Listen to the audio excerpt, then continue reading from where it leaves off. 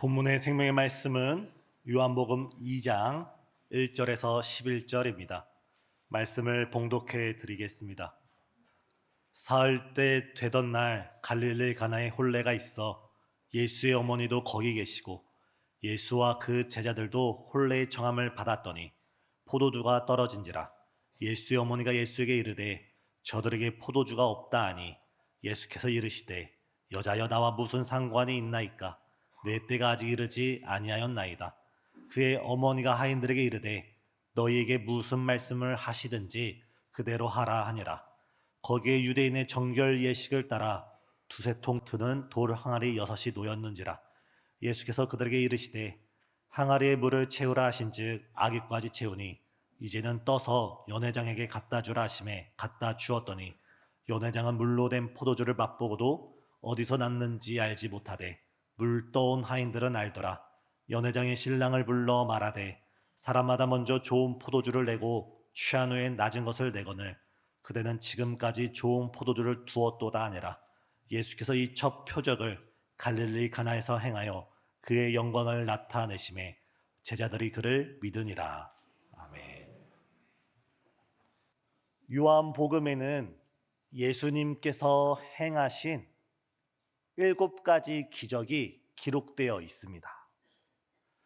우리가 자동차를 타고 고속도로를 달리다 보면 한 번도 가보지 않은 그 목적지를 향해 갈 때 고속도로에 있는 그 표지판이 우리의 이정표가 되지 않습니까? 여러 복음서에는 예수님의 이적, 예수님의 기적이란 표현을 쓰지만 요한복음엔 유독 예수님의 이적과 기적을 표적이라고 의미를 합니다. 사도 요한은 요한복음 2장부터 요한복음 12장에 이르기까지 예수님이 행하셨던 7가지 표적을 하나씩 상세하게 기술하면서 예수님이 누구이며 예수님이 어떤 사역을 하셨는지를 오늘 우리에게 가르쳐주고 있습니다. 오늘은 그 7가지 표적들 가운데 가장 첫 번째 표적이 되는 물이 변하여 포도주가 되는 놀라운 역사입니다. 오늘 우리가 예수님께서 행하셨던 물이 변하여 포도주가 되는 이 놀라운 표적을 함께 나눌 때 우리의 인생이 변하여 포도주의 기쁨이 충만케 되어지는 복된 이 시간 되시길 예수님의 이름으로 축복합니다. 지금 예수님께서 자신의 첫 번째 표적을 어느 장소에서 어디에서 행하고 계십니까? 갈릴리 가나의 어느 이름 모를 신랑 신부의 혼인잔치에서 자신의 첫 번째 표적을 행하시고 계십니다. 우리가 알다시피 첫 걸음이 중요합니다. 첫 단추를 아주 잘 꿰어야 합니다. 시작이 반입니다. 그만큼 처음이 중요한데 그렇다면 예수님께서는 왜 하필 많고 많은 장소들 가운데서 이 당시 분명 예루살렘 성전도 있었고 마을마다 도시마다 회당들도 있었고 또한 지체 높으신 사람들의 집이나 수많은 장소가 있었을 텐데 많은 장소를 뒤로하고 자신의 첫 걸음 내가 하나님의 아들 메시아라는 그 사실을 알리는 첫 표적을 왜 하필 갈릴리 가나의 혼인잔치에서 행하셨을까요? 그것은 요한계시록에 기록된 어린 양의 혼인잔치를 예표합니다. 신랑 되신 예수님과 신부인 교회, 신랑 되신 예수님과 신부인 우리가 마지막 날 예수님의 혼인잔치 함께 만나서 이 땅에서 누리지 못했던 하나님 나라의 기쁨, 하나님 나라의 즐거움, 하나님 나라의 그 환희가 우리에게 충만하게 주어질 터인데 오늘 본문에서 예수님께서는 그날 그때의 기쁨을 예표하고자 자신의 첫 번째 표적을 갈릴리 가나의 혼인잔치에서 행하고 계십니다.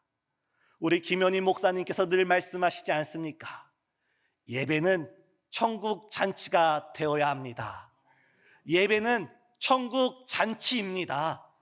우리는 이 예배를 통해서 우리의 신랑 되신 예수님을 영적으로 만나야 하며 만나고 그치는 것이 아니라 예수님을 체험하고 예수님의 음성을 들음으로써 하늘의 기쁨, 하나님 나라의 환희, 천국의 행복이 우리 마음 가운데 가득 채워지는 이 예배가 되길 예수님의 이름으로 축복합니다.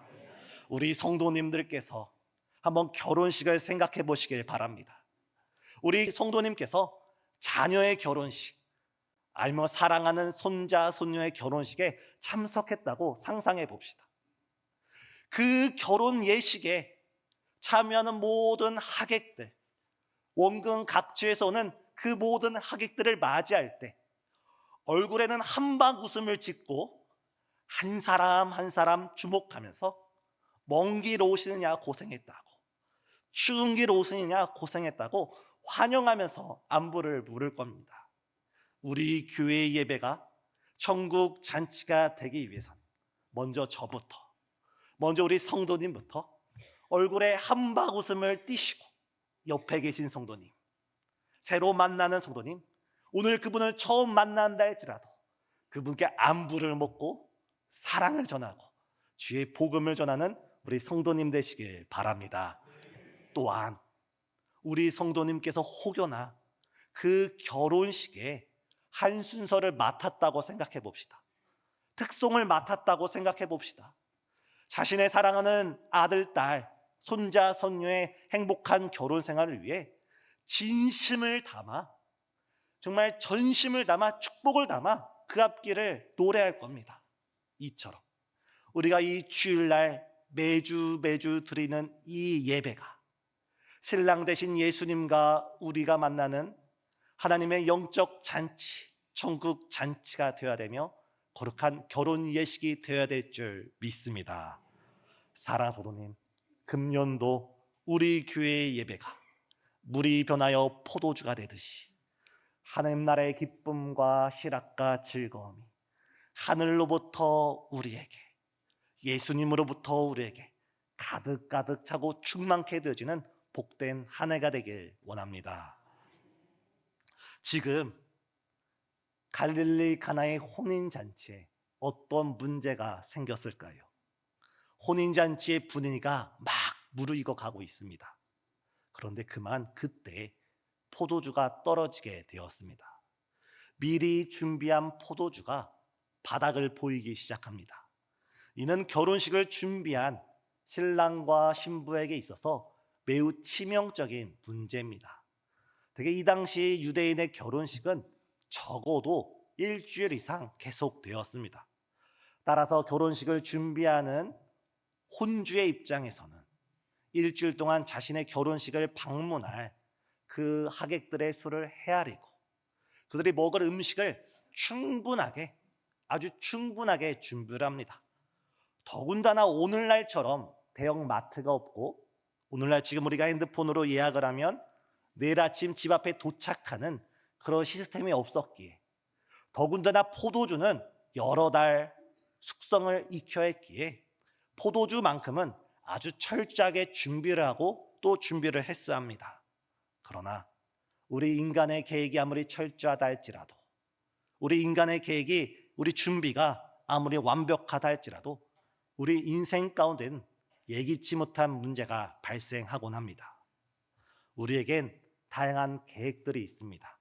금년도를 향한 계획, 우리의 가정과 자녀를 향한 계획, 사업과 직장을 향한 계획, 여러 계획들이 우리에게 있지만 언제 어디서 어떠한 문제를 우리가 만날지, 어떠한 복병을 만나서 우리의 발목이 붙잡힐지는 우리는 알지 못합니다. 더 큰 문제는 그 문제를 우리가 해결할 수 없을 때입니다. 지금 갈릴리 가나의 혼인잔치에 많은 사람들이 초청을 받았습니다. 원근 각처에서 친척들이 모였고 지인들이 함께 모였습니다.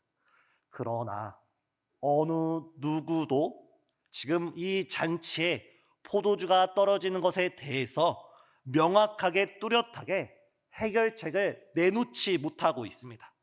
아니, 그곳에 모인 사람들에게 신랑과 신부 양 가정은 이 잔치에 포도주가 떨어지고 있다고, 포도주 통에 바닥이 나타나고 있다는 사실을 알리지 못하고 있습니다. 왜냐하면 결혼식에서 포도주가 떨어진다는 것은 큰 수치이고 불명예이기 때문입니다. 지금 많은 사람들에 둘러싸여서 신랑과 신부가 축복을 받고 있는데 포도주가 떨어져 간다, 준비했던 포도주가 부족한다라는 이야기가 돌기 시작하면 많은 사람들의 축복과 많은 사람 노래는 한순간에 변화가 돼요. 어찌하여 포도주를 준비하지 못했느냐고 이들을 향한 정죄와 판단 속에 많은 사람의 입에 오를 내릴 것이 자명합니다. 더군다나 결혼식을 마친다 하여도 한평생 이 가정을 놓고 이 부부를 놓고 저 가정은, 저 부부는 포도주조차도 제대로 준비하지 못한 가정이라고 손가락질 당할 것이 자명했습니다. 사랑하는 소도님, 오늘 지금 이 시간에 예배를 드리며 앉아 있는데 혹시 남들에게 말 못할 마음속에 포도주가 떨어지는 문제를 끌어안고 있는 성도님이 계십니까? 육신의 문제 속에, 자녀의 문제 속에, 아니면 직장과 사업장, 그 밖에 여러 가지 문제 속에 다른 사람의 말할 수 없어, 다른 사람의 기도조차 중보를 부탁할 수가 없어 혼자 가슴 속에 끌어안고 속이 썩어가며 눈물의 골짜기를 걷고 있는 성도님이 계십니까? 복음은 그 순간부터 시작되는 줄 믿습니다. 지금 이 갈릴리 가나의 혼인잔치의 문제 가운데 누가 계십니까? 예수님이 함께 계십니다. 예수님이 그 갈릴리 가나의 혼인잔치에 지금 앉아 계시는 줄 믿습니다. 이처럼 예수님께서는 우리 인생의 모든 문제 가운데, 그 모든 순간순간 가운데 우리와 함께 하시는 줄 믿습니다. 설마 하던 일이 나에게 일어났을 때, 마음속에 혹시나 하던 일이 나에게 닥쳐왔을 때, 나의 힘과 우리의 가정의 힘, 내가 동원할 수 있는 그 힘으로 어찌할 수 없는 문제가 나에게 쓰나미처럼 몰려올 때, 바로 그때 그 순간일지라도 우리 예수님께서는 우리와 함께 하심을 믿습니다. 우리 예수님께서 말씀하셨습니다. 세상에서는 너희가 환난을 당하나 담대하라, 내가 세상을 이겼노라. 내가 세상 끝날까지 너희와 항상 함께 있으리라. 세상을 이기신 주님께서 우리에게 담대하라고 지금 말씀하시는 줄 믿습니다. 세상을 이기신 주님께서 지금 우리의 문제 가운데 함께하고 있음을 믿습니다. 사랑하는 성도님, 지금 어떠한 포도주가 떨어지는 문제로, 지금 어떠한 고통의 문제로 눈물을 흘리고 있습니까? 지금 내 안에, 지금 내 곁에 우리 주님이 함께 하심을 믿음으로 바라보시길 바랍니다. 그렇다면 이 문제의 해결은 어느 순간 해결되기 시작합니까? 오늘 본문 3절에 이 문제가 해결되기 시작하는 순간이 나옵니다. 이 잔치자리 가운데 예수님의 어머니 마리아가 있었습니다. 그녀는 일찍이 이 잔치의 포도주가 떨어져감을 알고 있었습니다. 그래서 3절에 예수님께 가까이 가서 이렇게 간청을 합니다. 저들에게, 저 신랑과 신부에게 포도주가 떨어져 간다. 바닥이 난다. 더 이상 포도주가 없다. 이 문제를 예수님께 해결해 달라고 간청하며 기도하고 있는 것입니다. 그러자 예수님의 반응은 어떻습니까? 4절을 보면 여자여, 이것이 나와 무슨 상관이 있나이까? 그래서 여자여라는 말은 혹격으로 우리나라 말로 해석을 하자면 귀부인, 영부인, 여성을 아주 높이 부르는 존칭입니다. 예수님께서는 자신의 어머니를 존칭하면서 부른 다음에 이 잔치와 이 문제와 내가 무슨 상관이 있나이까 하면서 완곡하게 거절하는 것처럼 느껴집니다. 그러나 여기서 마리아는 멈추지 않습니다. 아니, 멈출 수 없었습니다. 왜냐하면 예수님밖에 이 갈릴리 가나의 포도주의 문제를 해결할 자가 없었기 때문입니다. 한번 생각해 보시길 바랍니다. 만일 갈릴리 가나의 혼인잔치 속에 포도주가 떨어졌을 때 오늘날 우리처럼 가까운 대형마트를 가서 돈만 주고 원하는 만큼의 포도주를 사올 수 있다면 지금 마리아가 예수님께 간청을 했겠습니까? 아니면 근처에 대형 양조장이 있어서 담보로 포도주를 미리 빌려올 수만 있었다면 지금 신랑 신부 측이 가장 먼저 달려가서 이들에게 포도주를 구해다 줬을 것입니다. 하지만 신랑과 신부가 아무리 주변을 살펴봐도, 마리아가 아무리 사방을 둘러봐도 이 문제를 해결할 곳은 아무것도 없고 오직 마리아 한 사람만이 알고 있는 것, 이 문제는 예수님만이 해결해 줄 수 있다. 이 문제는 오직 예수님만이 해결해 줄 수 있다는 믿음 가운데 예수님께 거듭거듭 간청을 하고 있습니다. 사랑하는 성도님, 하나님의 기적의 역사, 하나님의 이적의 역사, 하나님의 구원의 역사는 우리가 어찌할 수 없을 때, 우리가 바라볼 때 사방의 모든 가능성이 다 차단되었을 때, 바로 그때 예수님으로부터 시작되는 줄 믿습니다. 주님의 이적과 기적과 표적은 우리가 할 수 없고 우리가 오직 예수님을 전적으로 의지하기 시작하는 그 순간에 바로 시작되는 줄 믿습니다. 지금 우리 성도님에게도 사방으로 우겨쌈을 당하고 이 문제를 어떻게 해결해야 하나 전전긍긍하고 계신 성도님이 계십니까? 바로 그때가 예수님께 기도할 때인 줄 믿습니다. 예수님께 구하고 예수님께 두드리고 예수님의 이름으로 찾을 때 주께서 주의 이름으로 응답하여 주십니다. 그리고 우리가 예수님의 말씀에 전적으로 순종하게 될 때 예수님께서 우리의 인생을 물이 변하여 포도주가 되듯이 천국의 기쁨으로 충만케 하여 주실 줄 믿습니다. 이 문제의 해결이 마리아의 기도로 시작되었다면 이 문제 해결의 완성도 마리아가 가지고 있던 그 믿음으로 점을 찍게 되었습니다. 5절입니다. 마리아는 하인들에게 이렇게 말합니다. 너에게 무슨 말씀을 하시든지, 예수님께서 너에게 어떠한 지시를 하시든지 너희는 그대로, 너희는 절대적으로 순종하여라. 마리아는 하나님에 대한, 하나님의 말씀에 대한 절대적인 믿음을 가진 여성이었습니다.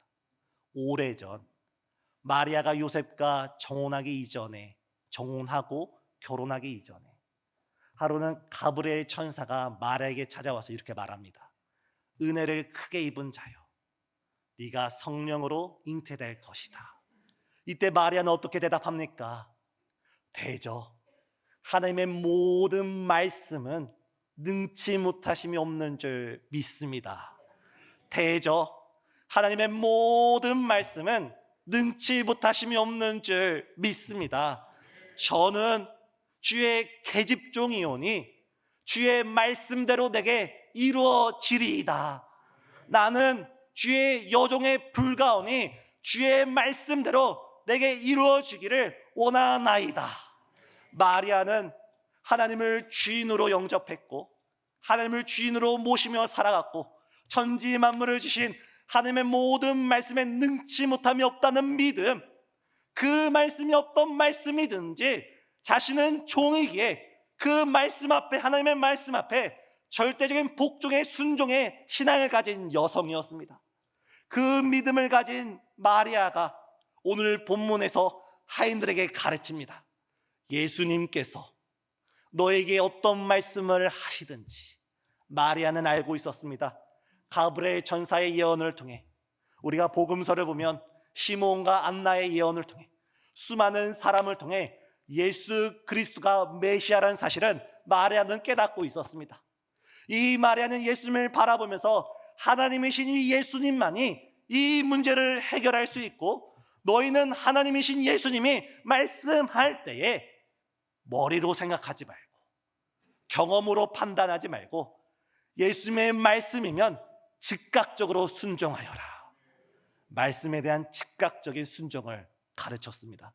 사랑하는 성도님, 주님께서 우리에게 성경 66권에 아주 귀중한 선물을 주신 줄 믿습니다. 이 하나님의 말씀을 읽을 때 이 말씀 앞에 우리가 무릎을 꿇고 순종하길 원합니다. 이 말씀이 목회자로 인하여 선포될 때 그 설교 가운데 역사하시는 성령의 음성을 듣고 순종하시길 원합니다. 이 예언의 말씀을 읽고 듣고 지키는 자마다 주께서 이 예언의 말씀에 기록된 놀라운 축복의 놀라운 은혜를 더하여 주시는 줄 믿습니다. 지금 이 잔치집에는 돌 항아리가 6개 놓여져 있었습니다. 이 항아리는 유대인의 정결 예식에 따라 유대인이 외부로 나갔다가 자기 집으로 돌아올 때 아니면 식사를 전후로 해서 이 돌 항아리에 있는 물로 손과 발을 깨끗이 씻었습니다. 오늘날 우리도 외출을 다녀오면 식사하기 전에 손과 발을 씻곤 합니다. 하지만 오늘날 우리가 손과 발을 씻는다는 것은 위생적인 차원에서 청결을 위한 것이지만 유대인들이 이 당시 이 돌 항아리에서 손발을 씻었다는 것은 위생적인 개념이 아니라 종교적인 율법적인 가르침 때문이었습니다. 레위기를 보면 하나님께서 율법에 말씀하시길 너희가 부정한 사람과 접촉을 할 때 너희가 부정해질 것이다. 너희가 부정하면 너희가 입고 있던 옷도 다 빨고 너희도 씻어라. 그러면 정결하게 되리라. 이 말씀을 유대인들은 철두철미하게 지키기 위해서 각각 집집마다 돌 항아리를 준비해 놓았고 곳에 물을 채워 놓았고 외출 갔다 돌아올 때 자신도 모르게 자신이 부정해졌을까 봐 그 돌 항아리의 물로 손과 발을 씻곤 했습니다. 하지만 문제는 여기에 있습니다. 오늘 본문에 등장한 돌 항아리 6개는 율법을 상징합니다. 그리고 율법의 한계를 의미합니다. 지금 이 혼인 잔치 자리 가운데 포도주가 떨어지고 기쁨과 즐거움이 충만해질 자리에 어둠의 그늘, 근심의 그늘이 자욱하게 들이오고 있을 때 이 율법의 항아리 속에 담겨진 물은 어떠한 효과도 나타내지 못했습니다. 이 율법의 항아리에 있는 물은 어떠한 기적도 행하지 못했습니다. 율법이 나쁘다는 말씀이 아닙니다. 율법은 선하고 거룩합니다. 율법은 하나님께서 주신 거룩한 말씀입니다.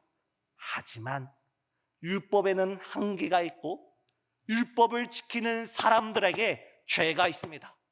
율법은 선하지만 율법을 율법주의로 지키려는 율법의 근본 정신을 잃어버리고 율법 조문만을 따르는 그 행위는 악한 모습입니다.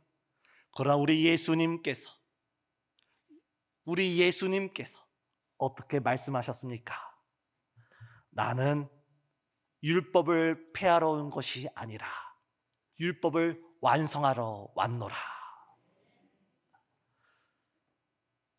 예수님께서 율법의 항아리에 있는 이 6개의 항아리에 말씀을 하십니다. 이 항아리에 물을 가득 채워라. 그랬더니 하인들이 물을 가득 채웁니다.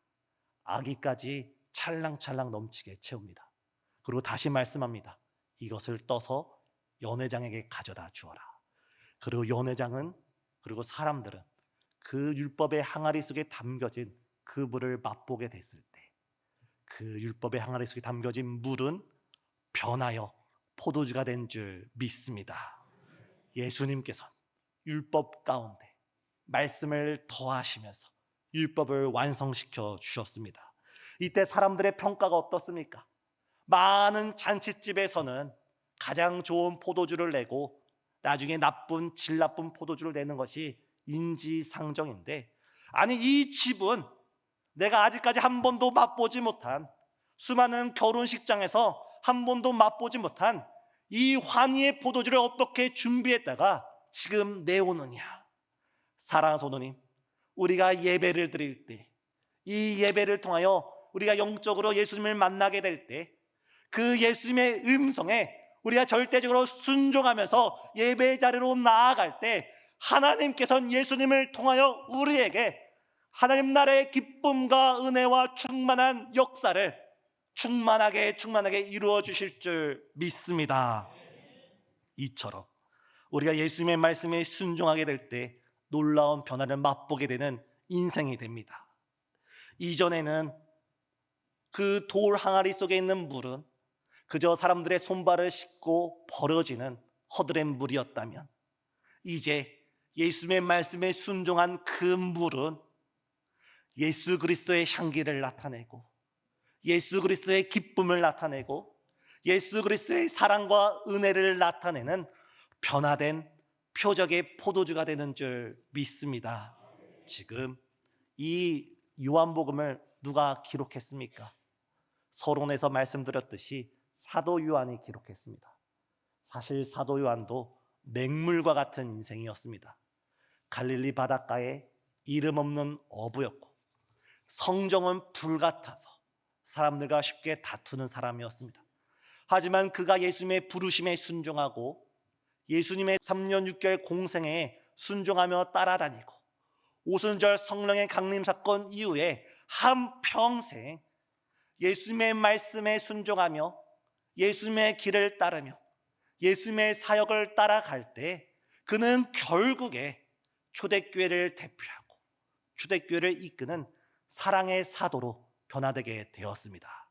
지금 우리의 모습은 부족할지 모를지라도, 지금 우리의 모습은 맹물과 같은 보잘것없이 보일지라도, 우리가 금년도 예수님의 말씀에 순종하며 예수님의 사역을 따라 나갈 때 우리의 순종의 한 걸음 한 걸음이 우리 인생의 맹물을, 예수 그리스도의 기쁨과 향기를 나타내는 하나님 나라의 영적인 포도주로 변화시켜 주실 줄 믿습니다. 기도하시겠습니다. 사랑과 은혜가 충만하신 하나님, 인생의 모든 문제 가운데 누구에게도 말할 수 없고 기도조차 부탁할 수 없는 여러 어려움 가운데 주께서 우리와 함께 하시고 우리와 동행하심을 믿습니다. 우리가 주님께 기도드리게 하시고 주의 말씀에 절대적으로 순종 결합하여 주시사 우리의 맹물과 같은 인생이 변하여 포도주가 되게 허락하여 주시옵고, 우리가 주의 그 기쁨의 은혜를 만방에 전할 수 있는 귀한 제자 될 수 있도록 역사하여 주시옵소서. 예수님의 이름으로 기도드려옵나이다. 아멘.